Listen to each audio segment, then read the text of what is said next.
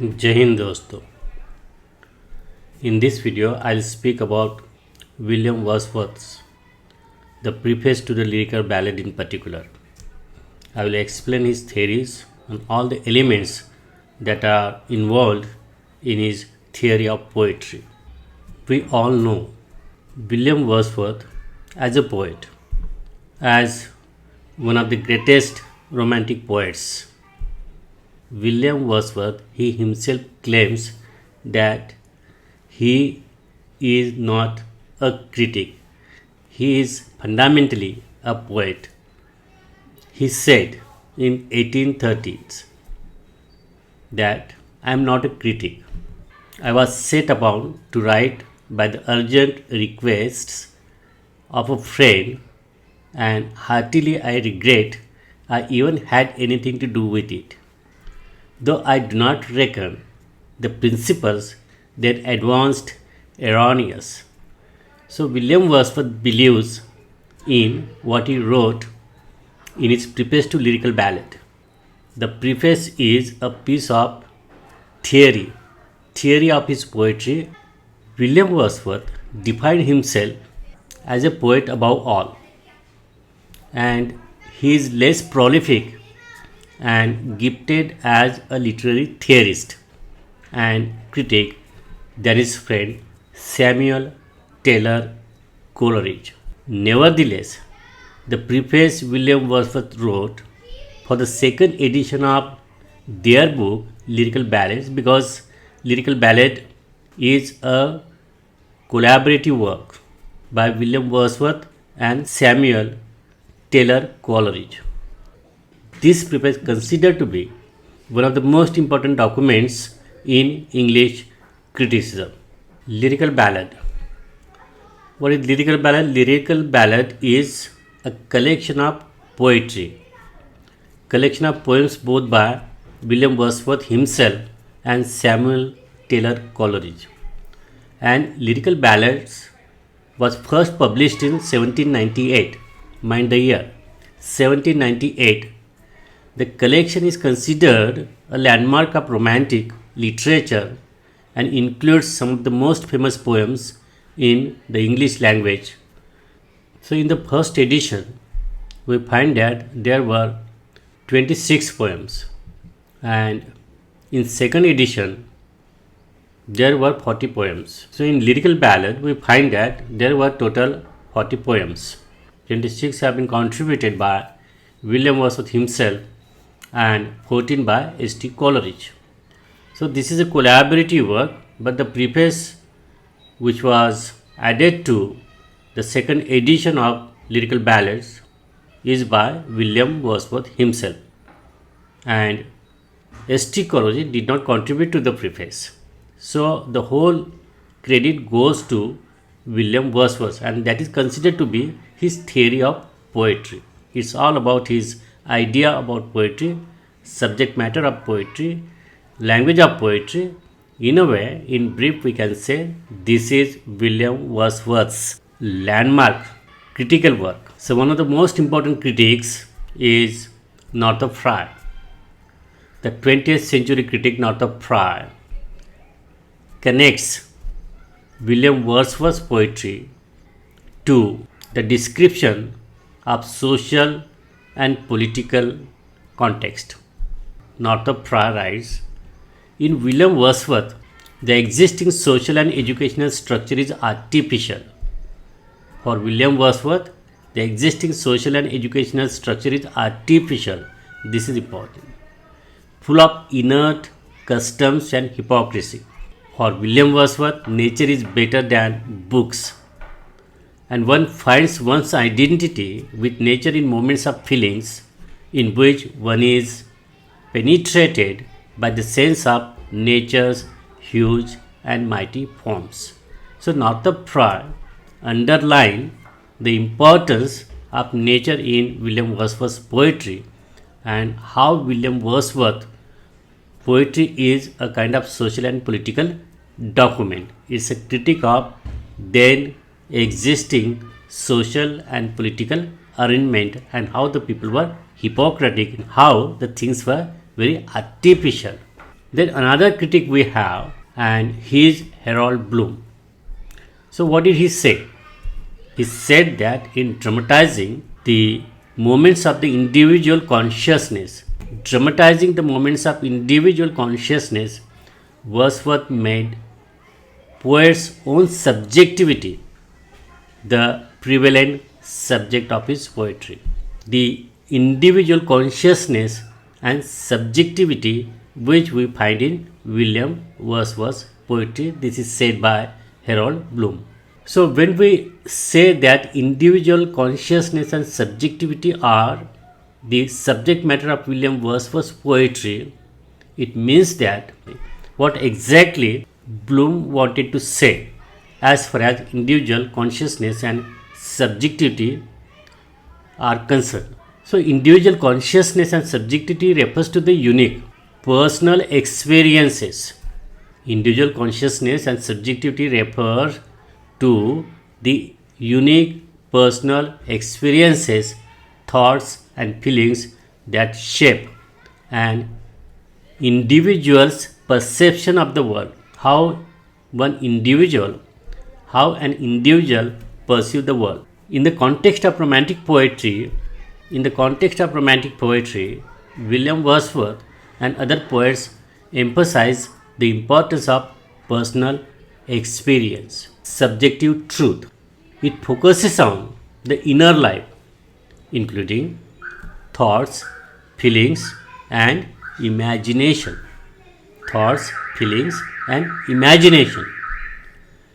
Emotional authenticity, expressing genuine emotions and personal feelings in poetry, celebrating individuals' unique viewpoint and experience. This emphasis on individual consciousness and subjectivity marked a shift away from objective truth, external authority.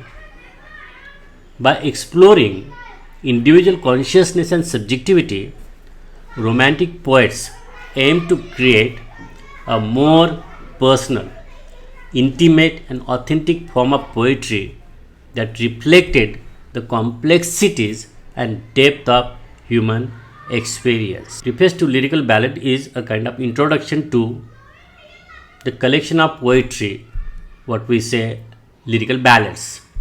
Preface is a kind of introduction to the poetry where he made his position very clear in terms of subject matter and language of poetry. So William Wordsworth wrote preface to second edition of Lyrical Ballad. Second edition was published in 1800. It is considered one of the most important documents in English criticism. The preface is political text as well as literary position paper, theory of poetry. Wordsworth desired to select incidents and situations from common life, blends into poetry the democratic sentiments that the French Revolution had inspired in him in early 1790s. Wordsworth maintains this position in an important appendix added in 1802. The preface first appeared in the second edition of Lyrical Ballad dated 1800. For edition published in 1802, William Wordsworth revised the preface and added an appendix, and there also he maintained the same position. Now, let us try to understand the key elements, key aspects that he wrote in the preface to Lyrical Ballad. Number 1. Definition of poetry. How does William Wordsworth define poetry? All good poetry is the spontaneous overflow of powerful feelings.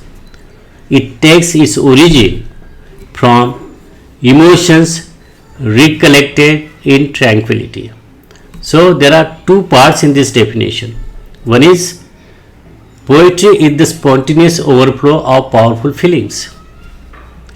This means that poetry is natural, unplanned expression of strong emotions. It's spontaneous. The word spontaneous in this definition suggests that The emotions are not forced, but rather they flow out of poet in a genuine and controlled way. The phrase powerful feelings refers to the intense emotions that the poet is experiencing, such as joy, sorrow, love, or awe. AWE. Second part is emotions recollected in tranquility. This part of definition suggests that poetry is not just a raw expression of emotions, but rather a reflection on those emotions after the fact. The word recollected means that the poet is looking back on their emotions from a calm and peaceful state of mind, that is tranquility.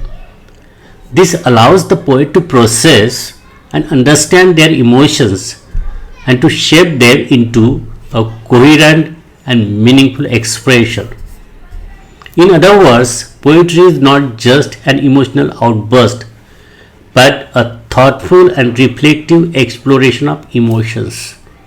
The poet is not just expressing their feelings but also making sense of them and finding meaning and significance in them. For example, a poet may experience a moment of profound grief or joy, and then later, in a calm and reflective state, they may write a poem about that experience. The poem is not just a raw expression of their emotions, but a thoughtful and crafted exploration of those emotions shaped by their reflection and understanding. The definition emphasizes the importance of both emotions and reflection in the creative process and suggests that poetry is a unique and powerful way of exploring and expressing the human experience. The second aspect is importance of common people. Quote from the preface what William Wordsworth says. The principal object means objective. The principal object then which I proposed to myself in these poems was to choose incidents and situations from common life. So for the first time, common life has been given prominence, it has been given importance in Wordsworth's poetry.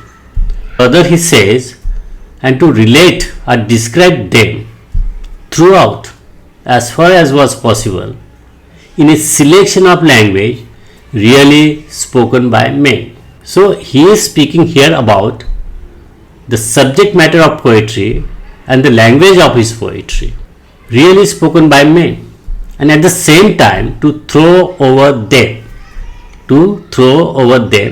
a certain coloring of imagination. This is also important. It's not the language people generally speak, though he is speaking about the language of common people or simple language, but he says that I will throw upon them a certain coloring of imagination, whereby ordinary things should be presented to the mind in an unusual aspect, in an unusual way, and further and above all to make these incidents and situations interesting by tracing in them truly, though not ostentatiously, the primary laws of our nature, chiefly as far as regards the manner in which we associate ideas in a state of excitement. In this quote, we find that William Wordsworth made his position very clear as far as subject matter is concerned, language is concerned. So he said, use the language of common people. He is going to make the common people as the subject matter of his poetry. Wordsworth's argument for focusing on everyday life and ordinary people in poetry is rooted in his belief that everyday experiences and emotions are shared by all people, are universal, regardless of social class or status. By exploring common experiences, poetry can create a sense of connection. Poetry can create a sense of connection and shared understanding among readers. Nature and human experiences are intertwined. Wordsworth saw nature as an integral part of everyday life and believed that it was the power to inspire and shape human emotions and experiences. By focusing on nature and everyday life, poetry can reveal the intricate relationship between the individual, society, and the natural world. Wordsworth believed that he felt that poetry that focuses on grand, elevated subjects such as mythology, classical allusions, or aristocratic themes can be alienating and inaccessible to ordinary readers. Wordsworth's poetry is exactly opposite to what neoclassical poets did, and so we say that this is a kind of reaction to neoclassical school of poetry. His position paper is a kind of reaction to neoclassical school of poetry.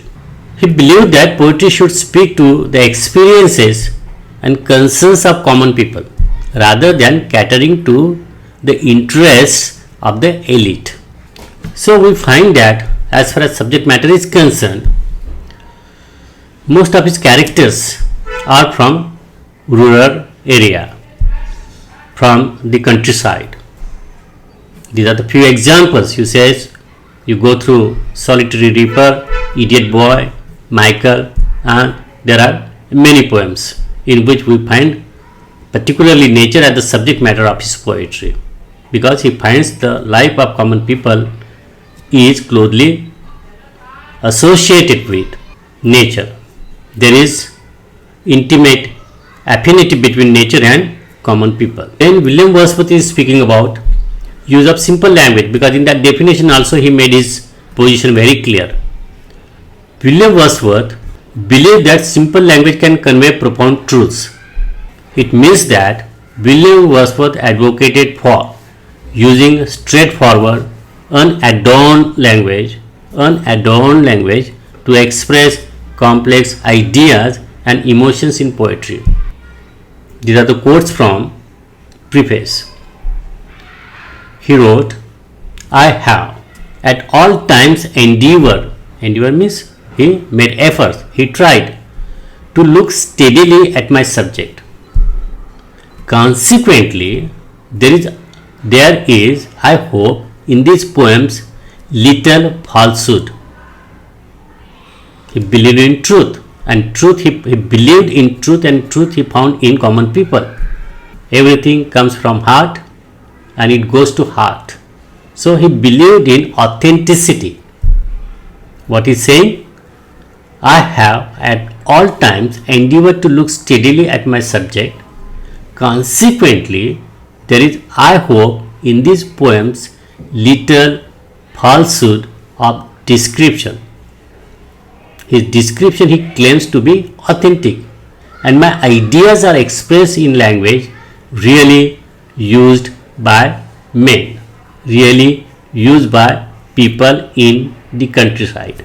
I have used the very language of men, and I hope that I have done so in a way which will make it manifest that I have not wished to use it otherwise than as a medium for the expression of my own thoughts and feelings. A selection of language really used by men and adapted to the state of vivid sensation.